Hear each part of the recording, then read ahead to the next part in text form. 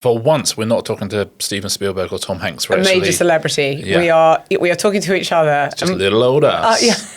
Well, I've missed it. I've missed it as well. It's quite nice to be back, isn't it? Yes, it is very nice to be back. Yeah. Are you going to hit me with a question? Yeah, I certainly am. And it is from Jane Burrows. Thank you, Jane. She says, I've seen a few social media videos in recent past showing table reads from Shrinking to Game of Thrones. Can you tell me what's their purpose?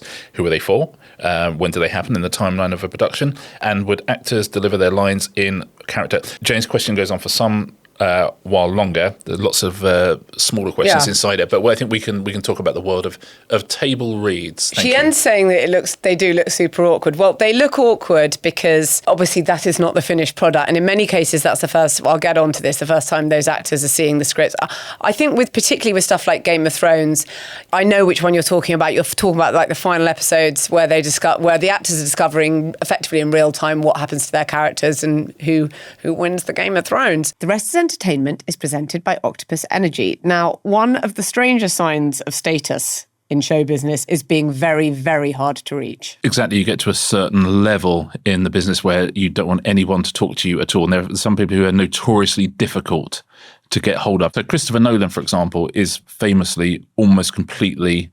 It doesn't even have a mobile phone. I mean, you literally cannot get hold of Christopher Nolan. He said, of course he does. He's got a sneaky little mobile, has he? Yeah. He's on WhatsApp groups, but he doesn't want you to know that. Shall I tell you who's easy to get hold of? Who? Octopus Energy. Yes. So Octopus Energy, if you know the score when one of your service providers writes to you, you've got a question for them or you're disputing something, you reply and it immediately says you cannot reply to this email. With Octopus Energy, any email they send you, you can reply to, and it will go to your dedicated team, which to me feels like one of the greatest advancements I've heard of the last 30 or 40 years. You can actually reply to people. Would it be possible to contact the people I'm paying my money to? Well, with Octopus Email, you can reply directly to your own dedicated small team. I mean, that's amazing, right?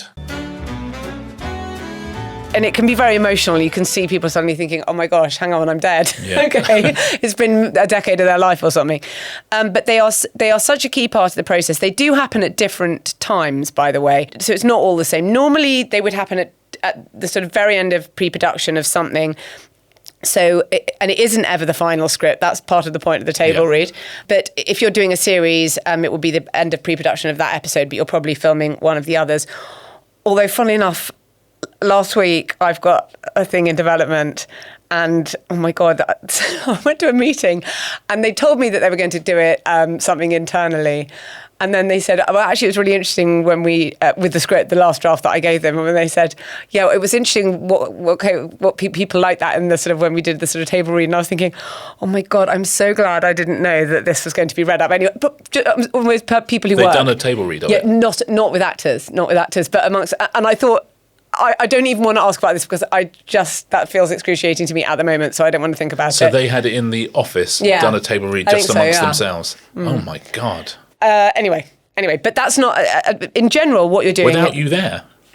But I knew that they were going to be doing that because they were going to feed other people who are not like the direct executives involved in this. Were going to they'd ask the general group, and it's very, very helpful because people who've never haven't had eyes on it at all, because you do get in the weeds quite quickly even if you're the executive, I suppose, in charge of things.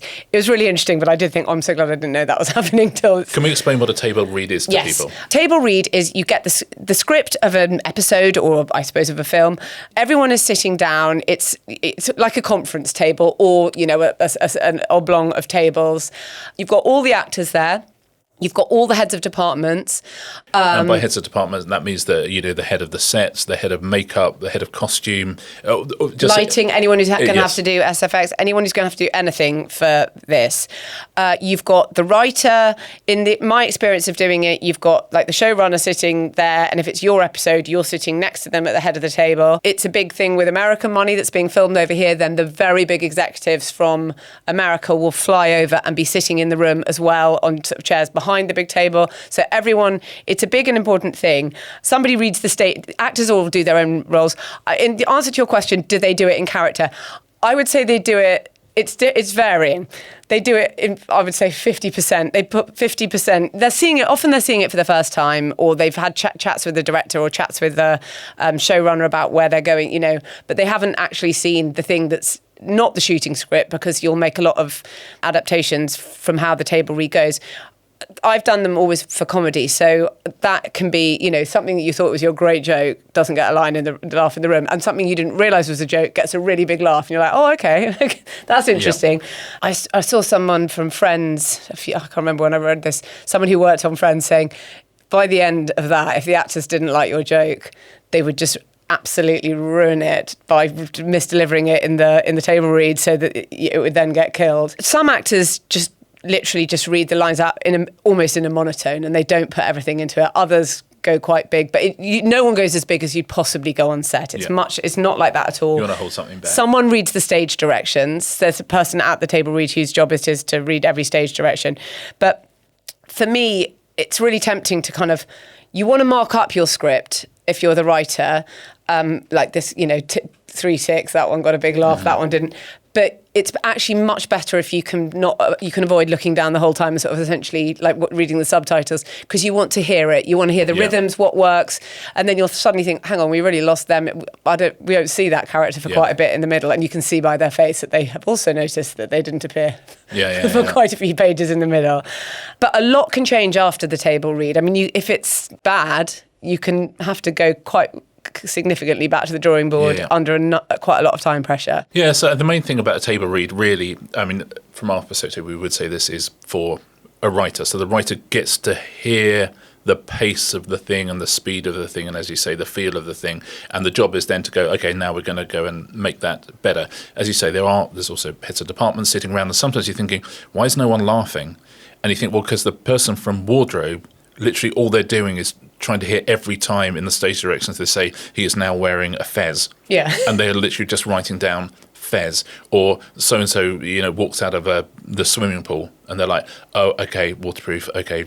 So everyone's just doing their job, and the lighting director is literally just going, okay, so that's outdoor, but then we transition to indoor. Okay, and that's all they're doing. So everyone is doing their job. For a writer, it's the most important thing. We just did a table read for the Thursday Murder Club play, and that was I'm dying for this.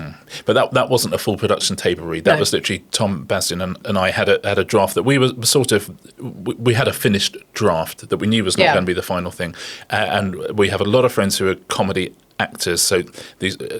Just sat around in the West End in a really nice rehearsal room and just read the whole script out with very, very, very funny people. It's so helpful. Yeah. I've done that at an earlier stage of things before, and it's really immensely helpful. And in that situation, the actors get paid to do it. If actors are free and they know it's going to be a fun room full of people, they'll always come and do it, and it was such a laugh. You had a great day. We had a really great crew of people doing it, really, really funny people. And you work out what's funny, but you also work out, oh, there's too much of that, there's not enough of that, and so we maybe did that 6 weeks ago, and I've literally only just finished the next draft. The draft that was in response to that, that's in response to it, because you finally go, okay, I hear exactly what's going on here. I know how to fix that. I know how to fix that, and just stuff that got huge laughs in the room. You think, well, that's great, but it has to go because it doesn't fit in. By the end of it, I was thinking, yeah, come on, let's speed this up. Let's speed this up. So table reads are incredibly useful in that regard at the very early stage of the production, but it's never going to be the night before. Yes, but the Game of Thrones type ones, that is far more. That's everyone just sitting down, taking care of business as quickly as they. And then by that stage, there was so much secrecy around that show, and because it had gone ahead of the book, so no one really knew who would win the Game of Thrones. And so you wanted to have those reaction shots of people finding out what happened to their characters, and it can be. But I do agree that it is exposing for actors to have those sort of things filmed, because, as I say, they're not giving 100% on purpose. Yeah. And you're sitting in a sort of tracksuit around a table, and it's not the same as being like in Westeros. Yeah. So I feel sorry for them that they've got to, and it's quite hard to explain that to someone who's just coming to the whole thing. That's maybe why they look awkward. Yeah, and often it's the first time you meet your fellow cast members and stuff like that as well, which is interesting. And you're usually sat next to the person you're doing most of your scenes with. But I remember when we talked to Ben Elton, he was talking about what nightmare the Blackadder table reads were, and because there were a lot of very strong voices in there, all of whom had an opinion on what they were reading. And you're like, oh, that's not what a table read is for. You could see Ben Elton just want to go, shut up. Honestly, just do it, and then let me and Richard fix it afterwards. The next question is almost thematically related to that because I think it's interesting. That's clever. And it's about traitors in the West End. And it's from Araminta. Araminta says it's recently been announced that The Traitors will now be a stage production in the West End next year, 2027. How does a production company go about making a popular TV show into a stage production? Yeah, there's so many different answers to that question. Firstly, you have to want to do it. Yeah. And, the one that you can't accuse Studio Lambert of not trying to maximise income from everything they've got. Now, you've got a show that's as huge as The Traitors, and they do a live Traitors experience. Which everyone says is brilliant, and I still haven't done. I'm ashamed of myself. I'm going. So I imagine they started exploring the idea of doing it on stage. How would that work? Now, we all know a simple way that would work. We do a cheap cash-in version of it, which they don't seem to have done. Studio Lambert tend to do everything right.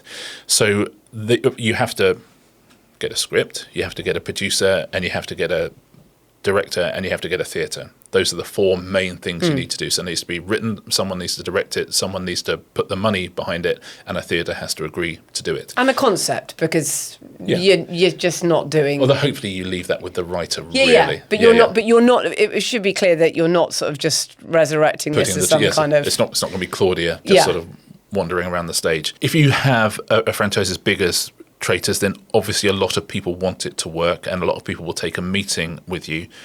In this instance, this play is, I think it's called Traitors, Acts of Betrayal. The writer they've got is John Finnemore, and John Finnemore, I think, is a genius. Weirdly, still best known for doing Cabin Pressure on Radio 4, but, did his own sketch show on Channel 4, and he's a great, great, great writer, John. So they immediately, rather than go for someone sort of big and mainstream, they go for someone who was very, very smart, loves puzzles. I was about to say, he's and puzzle genius, genuinely. Whoever came up with this concept, I don't know, but the idea of it is the play always starts the same, but there are 5 different endings.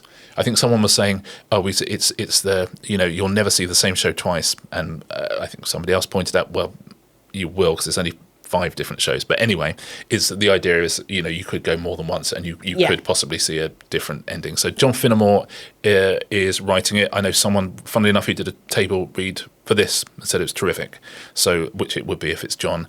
Robert Hasty is directing it, and again did Standing at Sky's Edge. He's just like a proper theatre director. And theatre directing is I've discovered from this Thursday Murder Club process, there's only about 8 people who can do it. But it's like immensely complicated and difficult, and it's sort of very, very different to being a movie director in some ways. There's something much more up close and personal about it. So they've got a great director. Studio Lambert, I see, are producing it. I saw it said that they're producing it themselves, and I thought, that's very brave, because again, producing a theatre show is very, very different to producing everything else. But then I saw that Neil Street are producing it with them, and Neil Street have done lots of theatre. That's Sam Mendes and Pippa Harris's company.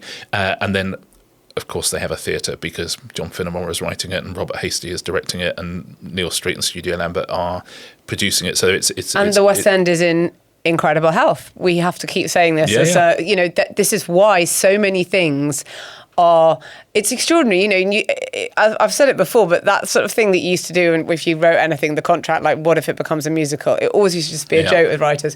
I'm pretty sure that originally when Irving Welsh wrote Train Spotting, he didn't, and someone said to him, what if it becomes a musical? He'd go, a musical of this? Okay. Yes. What if it does? We'll come to that. But it is a musical. The offers we got to turn Thursday Murder Club into a musical, like a lot. we're doing it as we are doing it as a play. So this is going to be at the Gillian Lynn Theatre. It's called Traitors, Acts of Betrayal. I think it opens in 2027. But to answer the question, you had, a number of things. If you had a smaller piece of IP and you develop an amazing script, then maybe a director and maybe a theatre would be interested. With this, I think even if they'd done a substandard script, they would have found a director and they would have found a theatre, because that lots of people are going to come and see this. It'll be an event play, but it seems like, and it sounds like, they've done the opposite, and they've actually done something great with it as well. So I'm dying for it. I think they have high hopes. I imagine it'll be very good. I hear it's very good, and it'll be in the West End in 2027. But you have to want to do it, then you have to do it really, really well, and then someone has to give you several £1 million But to look put it at the on. amazing things that have come. If you look at something like My Neighbor Totoro, which was extraordinary to have come from. It was absolutely brilliant. Stranger Things, The First Shadow, all of these things, and they all start here because it's too expensive on Broadway, and lots of them then go all the way around the world. But it's really interesting to see how it's a part of our creative industries that is in mega health. And the reason they do it, and Studio Lambert is a good example here, the reason you do it is almost all plays lose money. But if you make money, you really, really, really mint money forever and ever and ever. I mean, there's a reason Andrew Lloyd Webber's got such a nice house. It's you can print money forever and ever. The reason you wouldn't do it is because it costs you a lot of money to put it on. But if you're Studio Lambert and you've got a piece of IP that is so powerful and so successful in this country, you know that other people are going to finance this thing for you, and you're still going to get a very good deal. I imagine they've invested their own money in it as well because, they would believe in it. But it's a low risk way to sort of be involved on a poker table where the winnings could be absolutely enormous. Let's go to a break now, after which I'm going to be considering some truly terrible film titles. This episode is brought to you by the Lloyds 5K house deposit. Lloyds are offering a 5K house deposit, which was last seen in 1996. What are your entertainment memories of the 1990s? I feel guilty talking about the 1990s because you look back and it was such a golden era. We'd never had it so good, and we didn't even realise because we were young and we just thought we were entitled to it all. We absolutely took it for granted. Britpop was absolutely in its pomp. Oasis playing to 250,000 people. You had Blur Spice and Girls Suede and Girl and Pulp. Power. I'm so sorry. Spice Girls, amazing movies at the cinema, Train Spotting. I mean, it felt a time of absolute optimism, but at the time you just assumed that was the way that a very the world British was going. type of optimism. Yeah, and part of the optimism, of course, is that mortgages were more affordable, and that is what Lloyds is dealing with right now. Yep, last seen in 1996, Lloyds are now offering 5K deposit mortgages to first-time buyers.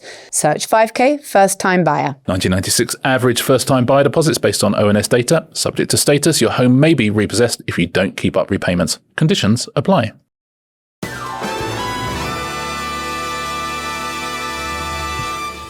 Welcome back, everybody. Chris Rand asks, I'm interested in how film titles are determined. 2 decent films this year, I Love Boosters and Crime 101, have had poor box office numbers, and I'm convinced it's because of their terrible titles. Could you explain how films with significant branding investment can end up with titles that fail to resonate with audiences? Chris, I so agree with you on bad titles. It is extraordinary sometimes. I have to say I haven't seen either of those. I know what they're about. But that's why you haven't seen them. Yeah, maybe. I also thought the trailer for Crime 101 looked like gibberish, so I didn't feel the need to... Gibberish is a good name for a movie. Yes. I mean, it could apply to many, but I totally agree with you. There's some sort of sense that the title doesn't matter. The title really matters for anything, crazy. For any single thing. Yeah. It's such a crucial element. It's the first kind of thing that a potential audience will effectively hear about a film or anything or any creative property. It needs to have a certain stickiness because there's a lot out there. Well, any creative project, you're constantly trying to nudge your audience in one direction or another, and the title is where you start nudging them from. Yeah. And you're so right. How on earth can it happen? Because we are talking films that cost tens of millions and sometimes even sort of hundreds of millions. I sometimes think that I don't want to be too unfair here because I do think there's a sort of confirmation bias, and when films flop, then sometimes you can say, oh, well, you can retrofit the idea that the title was terrible, but there were certain things that people thought would be a flop. I mean, I know that Tim Robbins was like, The Shawshank Redemption, it's like a tongue twister. You can't even say it. Actually, that is a bad title. And yet it doesn't matter because something, and now everyone you can say it very easily and name it as their favourite film, etc. He thought it was just like almost like a tongue twister. There are others that you just think, I can't. Do you remember that? There was that amazing Gabriel Sidibe who made her debut in that film, and she was brilliant in it. And it was called Precious, based on the novel Push by Sapphire. Because there'd been some other film that nobody cared about or something called Precious. I mean, you've got to explain to me how this is ridiculous, okay? I thought, like, Joker, folie à deux. If I hadn't already thought that, you're turning Joker turning the incel film into a musical. If I hadn't already thought that was in a bit of problems, I would have definitely thought it once I saw that title. I mentioned this on Tuesday's episode. I don't think Nope is a good title. That film is really, really good. And it's like, what am I watching here? So I've tried to break down what the different types of bad title. Oh, great. I would say when it's sort of genericism to a ludicrous degree. So that film, John Carter. Sorry, it's just a name. Tell me what it's about. Yeah. I have no idea that this is some kind of... Sorry, that's a friend of my dad. Yeah, exactly. I mean, it's just ridiculous. I do not know what this film is. There's a couple of those Planet of the Apes ones that annoy me just because it's like Rise of the Planet of the Apes, Dawn of the Planet of the Apes. It's like, what order does this come in, and aren't they the same thing? You can't have two of those as well in the same title. Just no. Ludicrous grandeur, I cannot bear. So if I didn't already know that Quantum of Solace, well, if I hadn't watched it, it was not going to be my favourite Bond movie. This is the one where he's in so much grief, Daniel Craig, over Vesper's death that he doesn't even have sex with the Bond girl. Okay. No wonder Sam Mendes came back with a one-word cracking title, Skyfall. I'm not sure what it is, but it sounds very Bondy. Yeah. I'm interested. Yeah. And I'm assuming Bond is going to have sex with somebody in a film called Skyfall. I mean, it's not that hard in life, is it? You go around 7-star hotels and have sex with beautiful women. But anyhow, I don't like... I've talked about under-explanation, where it's like, this is so generic, I don't even know what it's John about. Carter. Franchise over-explanation. Doctor Strange in the Multiverse of Madness. That, if you didn't know that Marvel was really going off the rails by that point. Also, Ant-Man and the Wasp, Quantumania. No. Those ones where you just think, okay, or like something, a Star Wars story, like, oh, I don't know, is it canon? Is it off-world? Is it this or that? No, thank you. I don't need any of that. And I think the one I think is the most egregious are titles that suggest the wrong genre. So Greenland, and I'm like, what's this? It's like, look, let's be honest, it's a Jerry Butler disaster movie. Let's just call it what it is. Then I would have call it Extinction Event or something. I've not even heard of it. Yeah, so I know. Greenland. It should be called Extinction Event or something like that. Or Greenland Has Fallen. Yeah, or Greenland. Or Jerry Butler does Greenland. It's fine. You know what you're getting. I want to know what I'm getting. Maybe the absolute classic of this for me is The Constant Gardener. It's like, sorry, is this a spy movie? I mean, I understand if you love Le Carré or whatever, I get it, but you're trying to get everyone in here. Yeah. This is a spy movie. It literally sounds like it's a Jane Campion movie about a prisoner of war or something. With that one, though, I mean, if we're going to talk about why films end up with bad titles, Le Carré is not going to let you make that movie and change the title. And it's a great title for the book, because in the book, you can play against the title. Because you've got John Le Carré on the cover. Yeah. You haven't got that on the cinema marquee. It's just Ray Fiennes doing something about gardening. Yes. It might well be called maybe he's a prisoner, maybe he's an Alcatraz. I don't know what's happening. He's got a tiny garden on the window. I don't know what's happening. Is this Alan Titchmarsh the movie? Yeah. In terms of the next part of the question, which is how does it happen? Honestly, the people with the power agree. And sometimes that might be the writer, as you say. Sometimes it might be the author who's allowed you to adapt his brilliant spy novel. And committeeism, in my experience and many of people's experience, can lead to madness. I actually think you should just know what you're getting. Movies that I mentioned in the Tuesday episode, Barbie. Oh, I think I know what's happening here. Oppenheimer. I know what's happening. Dude. A Minecraft movie. Dude, Where's My Car? I mean, that one was so bad it was good. There is a genre of so bad it's good. Dude, Where's My Car? And the follow-up to Dude's My... Yeah, seriously, Dude, Where's My Car? Yeah. And that brilliant... I told you I was looking forward to a horror that's coming in August, by the way. I have now seen it, and it's absolutely brilliant. I'm desperate for you all to see it. It's so good. It's quite genre-bending, but it's also very, very much an homage to the genre and very funny. That's called Teenage Sex and Death at Camp Miasma. Okay, I guess call it what you like. But okay, so I think you can sort of get away with those sort of titles in... Maybe everyone just call it Teenage Sex and Death, but that is brilliant. That's written and directed by Jane Schoenbaum, and it comes out in August. But again, we'll see. It is a brilliant film. I absolutely loved it. I'm still thinking about it. Oh, that's cool. It's a lot. We spend a lot of time on the titles. I mean, for my books and everyone's books, and sometimes books will come out with titles where you're like, how are you supposed to know what that is? But we've always spent a long time on titles, and it's I'm very, very happy to involve as many people as possible in that. It's funny because sometimes we have to come up with the titles before I finish them, sometimes just because the process of covers and things like that, and I will never let my publishers read anything beyond the first 20,000 words because they're sort of whodunity type books. So I want them to read it all in one. And so they'll come up with titles and they go, yeah, that's going to give away the killer, just so you know, or yeah, that has literally nothing to do with what's about to happen. And God bless my publisher, they do keep at it, and they can give us any hints. I go, yeah, maybe something around this sort of area, but it always you have to have a title that at least The Bullet That Missed, The Man Who Died Twice, even The Thursday Murder Club at the first point. Just things where you go, oh, okay, there's a little something to get your teeth into. But I can understand it from the title. These things do seem basic, but with some of these film titles, I agree. Yeah. I Love Boosters is a terrible title, and I think it was quite funny and good. Eddington is a film I've read so much about. I have no idea what it is because I just think it's called Eddington. I agree with you. You're not giving me anything. And unfortunately, in a very crowded marketplace, you have to. So I agree with you. And thank you for raising that, Chris Round. This segment is brought to you by Lloyds. Marina. Lloyds are offering a 5k house deposit, which was last seen in 1996.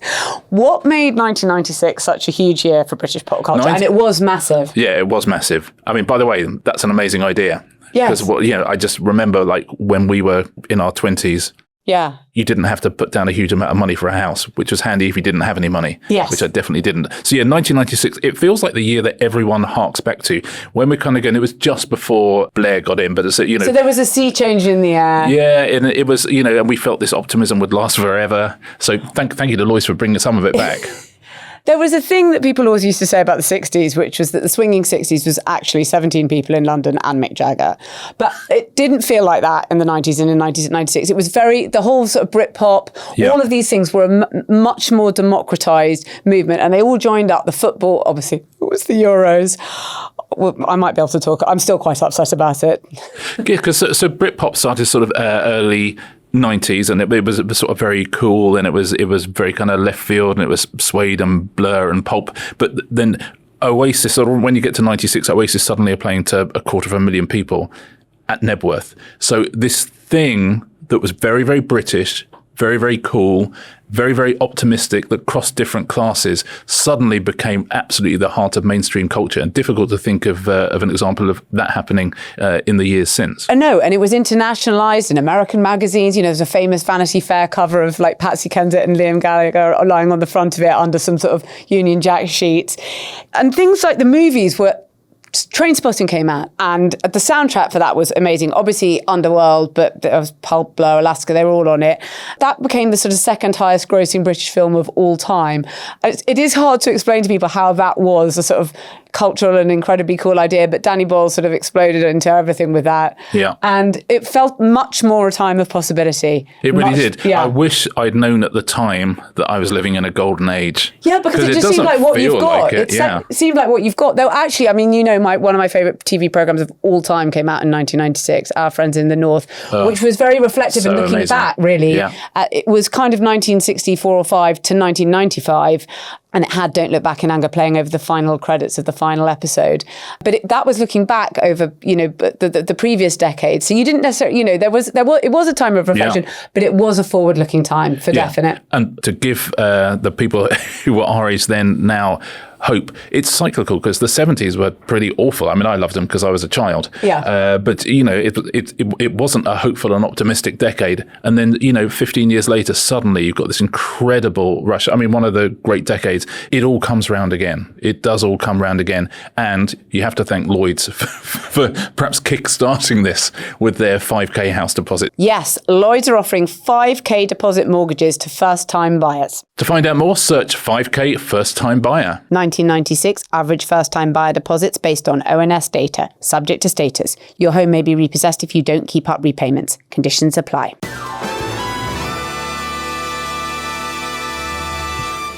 Question from Danny Marchant, who says, in films with enormous VFX monsters, how do they film the actors interacting with things that don't exist in the real world? Thank you, Danny. Well, I think a very, very good example of this is interacting with the dragons on House of the Dragon. So we put your question to the VFX supervisor on House of the Dragon, it's Davy Einarsson, and here's your answer. So the design of the dragons really begins from the script, which is ultimately derived from the book. So there will be a description of the dragons, and it's not just the visual description, it's also like the character. We then work very closely with Ryan Condal, who is our showrunner. He will kind of talk us through what kind of characteristics add or subtract something from the traditional kind of description of it. And then that becomes a 3D model, it becomes textured.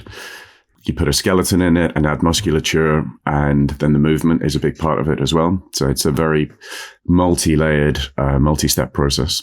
We'll have on set, we'll have dragon performers. So they're fantastic. They are really kind of behind the scenes and never end up on screen, but they are people with some kind of a performance or acting background. And, we basically show them the previews. We talk about the character of the dragon, and then they'll get in a blue suit and they'll hold a pole with a fiberglass blue dragon head on it, light enough for them to be able to kind of move around and manipulate. They basically perform the dragon movements, and sometimes it's for an eyeline for the actor. Sometimes the actor would go and kind of put their hand on the dragon head, or kind of run up and interact with them.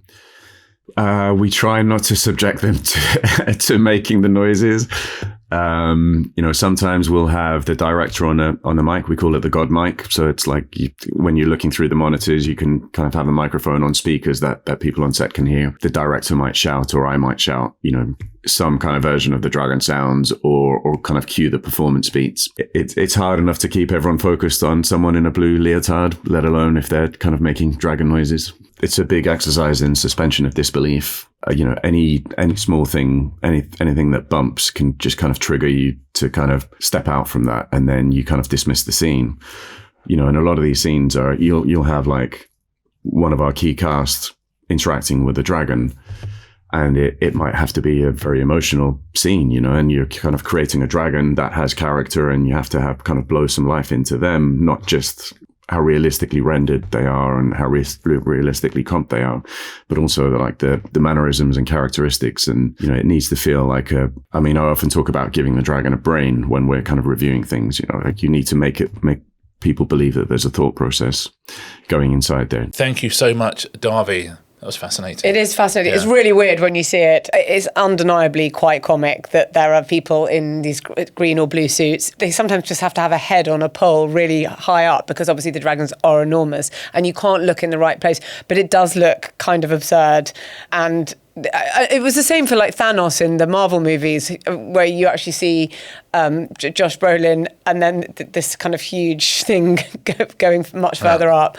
It is kind of a weird thing to have to do. And some actors absolutely hate it and are just like, I'm not moving into this kind of CGI world where almost nothing is real, and very little. The whole frame is effectively not practical. Sometimes people will try and insist on doing much more sort of practical stuff. I know they've done building incredible practical sets for Elden Ring that Alex Garland is directing. That's out at Elstree, I think, and it's extraordinary. Often it can all be completely green, and then you've got someone in a green catsuit or blue catsuit and a not particularly advanced head on the top that the actor is having to interact with. I love hearing from people like Darby, though, because it just, and we talk about it a lot, but you realise that the public-facing people in movies are, the directors and the actors and stuff, but behind the scenes, the extraordinary talent of people and what they do and how much they care about and how much thought they've had to put into things, and how if they do their job brilliantly, it makes the film better. So I absolutely love when people like Darby tell us what it is that they do, because you just go, everybody has to be rowing in the same direction to make a brilliant TV program or make a brilliant movie. That about wraps us up for today. If you haven't listened to it yet, the final episode of The Vibe Shift, my series with James Canagasorium, came out yesterday, and it's about the sort of end of Pete Woke and where the zeitgeist is going now. Other than that, we will see you next Tuesday. See you next Tuesday.